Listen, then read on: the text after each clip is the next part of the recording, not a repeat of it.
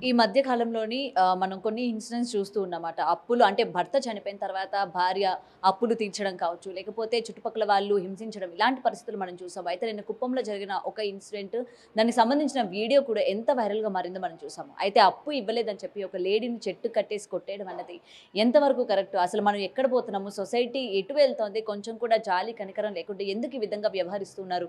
పక్కన ఆమెకు సంబంధించిన పిల్లలు గట్టి గట్టిగా ఏడుస్తూ మా అమ్మను కొట్టొద్దు అని చెప్తున్నా సరే, ఏ మాత్రం కూడా ఆపకుండా ఆమెని చెట్టుకి కట్టేసి మరీ ఎలా బిహేవ్ చేశారో మనం ఒక్కసారిగా ఆ వీడియోలు కూడా చూసాము. మరి దీని గురించి మాట్లాడుతున్న ఇవాళ మనతో పాటు సీనియర్ జర్నలిస్ట్ దుర్గా వడ్లంనేని గారు ఉన్నారు. నమస్తే మ్యామ్. రైట్, దానికి సంబంధించిన వీడియో ఇప్పటికీ వైరల్‌గా మారాయి. సో 86,000 కట్టలేదని చెప్పి లేడీని చెట్టుకు కట్టేసి కొట్టడం కావచ్చు. సో కట్టేసిన వాళ్ళు కూడా లేడీసే.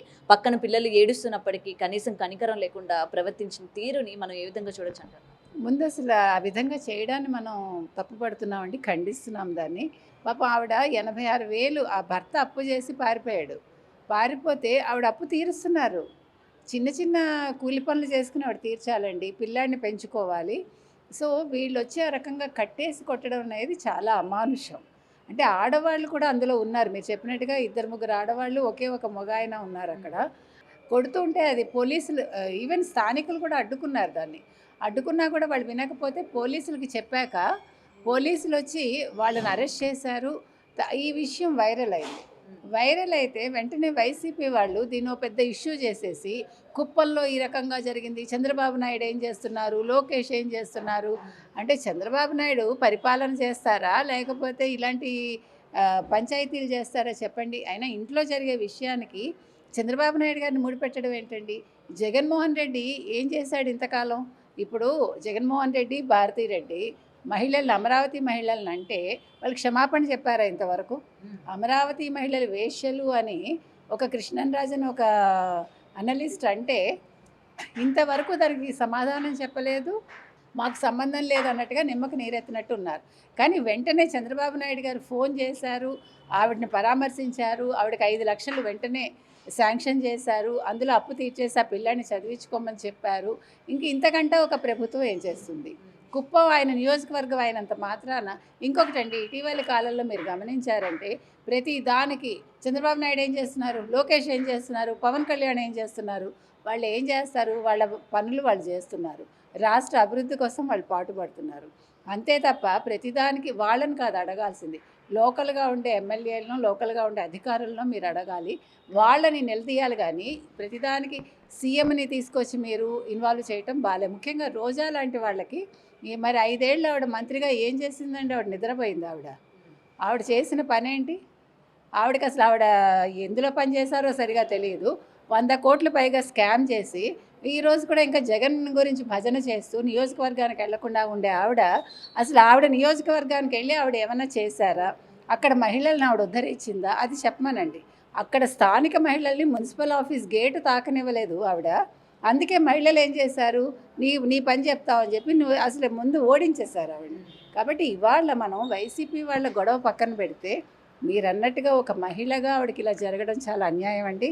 ఆ భర్తది కూడా తప్పు ఉంది. ఇంకొకటండి, ఇప్పుడు అప్పిచ్చేవాళ్ళు వాళ్ళు చాలా లేని వాళ్ళు అని తెలుసున్నప్పుడు ఏ నమ్మకంతో వాళ్ళు ఇస్తున్నారు? వాళ్ళది కూడా తప్పే. ఎక్కువ వడ్డీలకు ఇచ్చేటప్పుడు వాళ్ళని ముందు అరెస్ట్ చేయాలి. ఇప్పుడు ఒక నామినల్ వడ్డీకి వాళ్ళు ఇచ్చారనుకోండి, అది కూడా వాళ్ళు తీర్చగలరనే నమ్మకం ఉంటే వాళ్ళు ఇవ్వాలి. మొగుడు చేసిన దానికి భార్య ఏం చేస్తుందండి? మధ్యలో పాప ఆవిడని అన్యాయంగా కట్టేసి.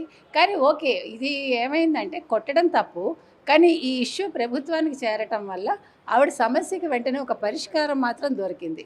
ఆ రకంగా మనం సంతోషిద్దాం. ఇంకొకటి, ఇటీవలి కాలంలో మీరు అన్నట్టుగా మహిళలు కూడా చాలా అంటే ఆ స్మూత్నెస్ పోతుంది వాళ్ళలో, లాలిత్యం పోయి చాలా వాళ్ళు ఏదో కరడు కట్టిన ఒక నేరస్తుల్లాగా తయారైపోతున్నారు.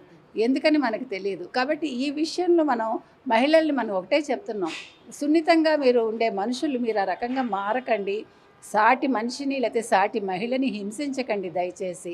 ఒకవేళ సమస్య ఉంటే సమస్యను సామరస్యంగా పరిష్కరించుకోవాలి. వాళ్ళు వినకపోతే మీరు పోలీస్ స్టేషన్కి వెళ్ళండి. అంతేగాని చట్టాన్ని మీ చేతుల్లోకి తీసుకుని వాళ్ళని బలి చేసి భర్త చేసిన తప్పుకు ఆవిడ్ని కొట్టి ఇది ఎక్కడండి? ఆ పిల్లాడు పాపం మా అమ్మని కొట్టకండి, మా అమ్మ డబ్బులు ఇచ్చేస్తుందని చెప్తుంటే అంత చిన్న పిల్లాడి ఏడుపు కూడా వీళ్ళని కరిగించలేదంటే వీళ్ళు మనుషులండి. ఇలాంటి వాళ్ళకి మాత్రం శిక్ష పడాలండి. ఇప్పుడు 86,000 ఆవిడ కడతారా లేదా, వాళ్ళు తీసుకుంటారా లేదా తర్వాత విషయం. ఈ సమస్యకైతే ఒక పరిష్కారం దొరికింది. కానీ ఇలాంటివి పునరావృతం కాకుండా ఉండాలి అని మనం కోరుకుందాం.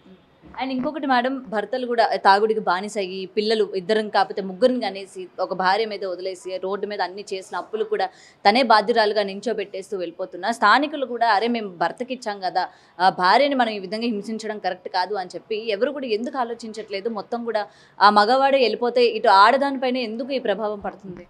అదే ఈ భర్తలు కూడా వాళ్ళు ఖచ్చితంగా ఉండాలండి. తీసుకునేటప్పుడు ఇది నా కుటుంబానికి సంబంధం లేదు, నాదే సంబంధం అలా రాయించుకోవాలి వాళ్ళు కూడా. అంతేగాని మీరు అన్నట్టుగా పిల్లల్ని కండం, ఇప్పుడు పిల్లల్ని ఎక్కువ కనాలా తక్కువ కనాలా అనేది వాళ్ళ ఇష్టం, మనం కాదని అంటల్లా. కానీ మీకు ఆర్థికంగా స్తోమత లేనప్పుడు మీరు అన్నట్టుగా ముగ్గురిని నలుగురిని కనేసి కుటుంబ భారం మొయ్యలేక కుటుంబాలను వదిలేసి వాళ్ళు పరారైపోతుంటే మహిళలు ఏం చేస్తారండి? సో మహిళల్లో కూడా ఒక ఆలోచన రావాలి, మనం ఇంతమందిని కనకూడదు. మీరు నమ్ముతారు లేదు, చాలా చోట్ల ఆడవాళ్ళు మేము ఒకళ్ళకంటే కనం, ఇద్దరి కంటే కనం అని చెప్తున్నారు ఈ రోజుల్లో. దానికి అత్తగారులు కొంతమంది వాళ్ళు ఒప్పుకోవట్లా.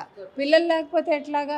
ఎక్కువ మంది సంతానం ఉంటేనే కదా ఆస్తి. ఏంటి ఆస్తి? ఇక్కడ ఆస్తులు లేకుండా పిల్లల్ని కానీ అంటే వాళ్ళు ఆలోచించుకుని మీరు అన్నట్టుగా భర్త భార్య వాళ్ళిద్దరూ కూర్చొని ఆలోచించుకోవాల్సిన అంశం అదండి ఒకటి.